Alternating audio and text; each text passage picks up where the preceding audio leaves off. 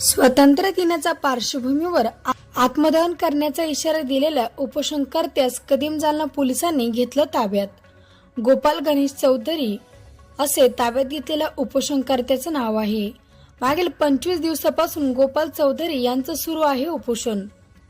स्वातंत्र्य दिनाच्या पार्श्वभूमीवर आत्मदहन करण्याचा इशारा दिलेल्या उपोषणकर्त्यास कदीम जालना पोलिसांनी आज दिनांक 15 ऑगस्ट रोजी सकाळी 5 वाजता ताब्यात घेतले.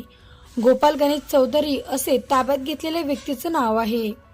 मागील 25 दिवसापासून गोपाल गणेश चौधरी जालना जिल्हाधिकारी कार्यालयासमोर अमरण उपोषणाला बसले होते.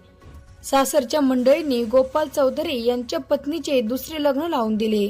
तसेच त्यांनी लग्न लावून देण्यापूर्वी कुठलीही कायदेशीर कारवाई केली नाही.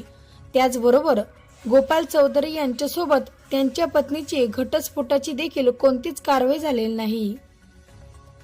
त्यामुळे त्यांच्या सासरच्या मंडळीवर कारवाई करावी या मागणीसाठी मागील 25 दिवसापासून गोपाल गणेश चौधरी हे उपोषणाला बसले होते. आज 15 ऑगस्ट रोजी जिल्हाधिकारी कार्यालयासमोर आत्मदहन करणार असल्याचा इशारा गोपाल चौधरी यांनी निवेदनातून दिला होता. त्याच अनुषंगाने आज कदीम जालना पोलिसांनी उपोषणकर्ते गोपाल चौधरी यांना आत्मदहन करण्यापूर्वीच ताब्यात घेतले.